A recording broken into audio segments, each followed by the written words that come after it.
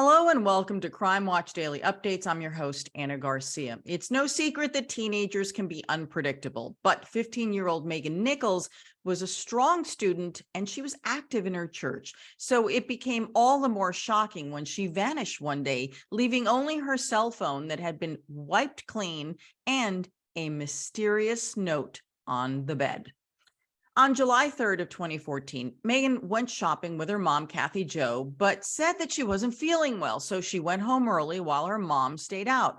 That evening, her mom walked into her room to say goodnight, but instead of finding her daughter, she discovered an empty bed. Megan left a note for Kathy Jo saying that she was never going to be happy in their small town of Fairfield, Illinois, and to not look for her because she didn't want to be found. Her mother immediately called the police, but they could not do much because she had not been gone long enough.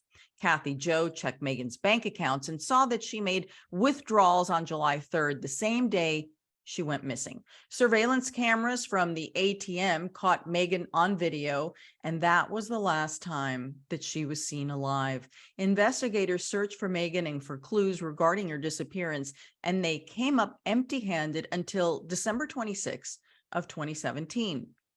Human remains were discovered on a rural farm in Wayne County, Illinois, and a month later, they were positively identified as Megan. On October 7th of 2020, law enforcement officials in Indiana arrested Brody Ian Merbarger, and they charged him with Megan's death. Brody and Megan were reportedly in a relationship, and the two supposedly had plans to run away together. Investigators, however, found her blood in his car. He was convicted of first-degree murder in October of 2022, and his attorneys filed a motion for a new trial. Let's look back at the case of a teenager whose death rocked her small town. Michelle Sagona is in Illinois now with the story of Megan Nichols. Megan's mother says she walked inside her teenage daughter's room right here in this house to give her a kiss goodnight. However, her daughter wasn't there, and from that night forward, Megan would never be seen again. A young girl's missing. She gave me a hug and told me she loved me. And that's the last time I seen her. But what happened? I flipped that light on and I seen him pressed up against her, up against the wall. I just knew. Small town gossip. That's bull. That story sucks. You are full of crap. Or the truth. That's the last person that Megan did try to reach that night. All leading to an explosive discovery. I was just shocked. It's the 4th of July weekend in Fairfield, Illinois. Fireworks, barbecue, and for 15-year-old Megan Nichols, a bicycle ride. She said, "Do you care if I go on a bicycle ride?" And I said, "I don't care. Just don't be doing anything you're not supposed to be doing." But Kathy Hutchcraft knew she never had to worry about her well-behaved only child. The high school sophomore was a good student and avid member of their church, and she loved to sing, as seen in these home videos. My relationship with Megan was very close. We did everything together. I was a single mom for a lot of her life and a young mom, so we were very close. And on this holiday weekend, this close-knit pair has plans to shop. So when Megan returns home from her bike ride, they head out. But the trip's cut short.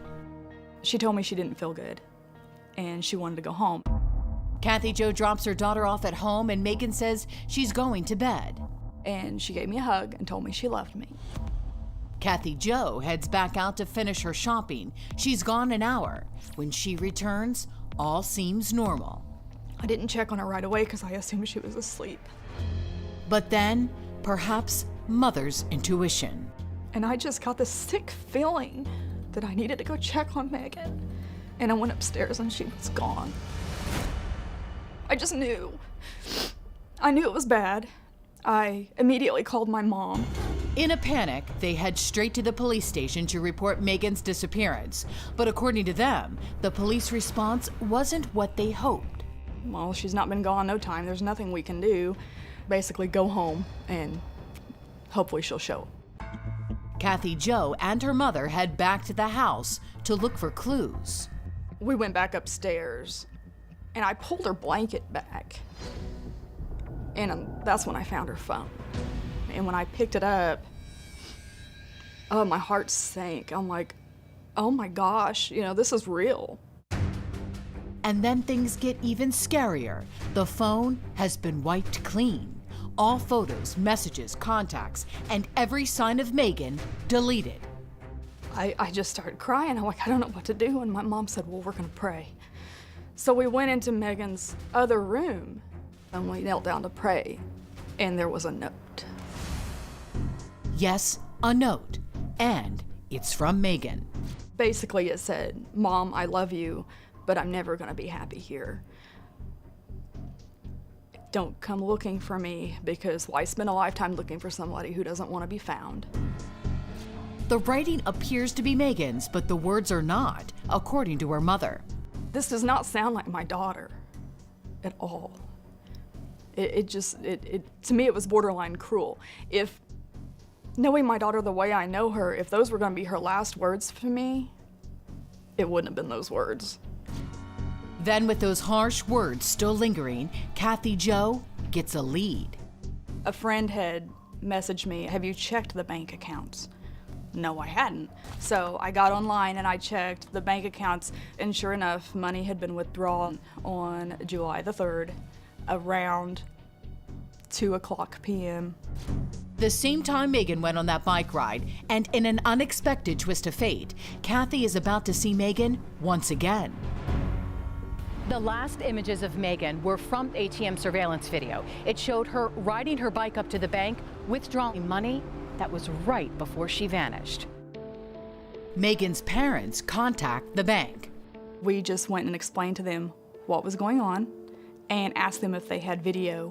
And sure enough, Megan was at the ATM on that day. We've seen that video.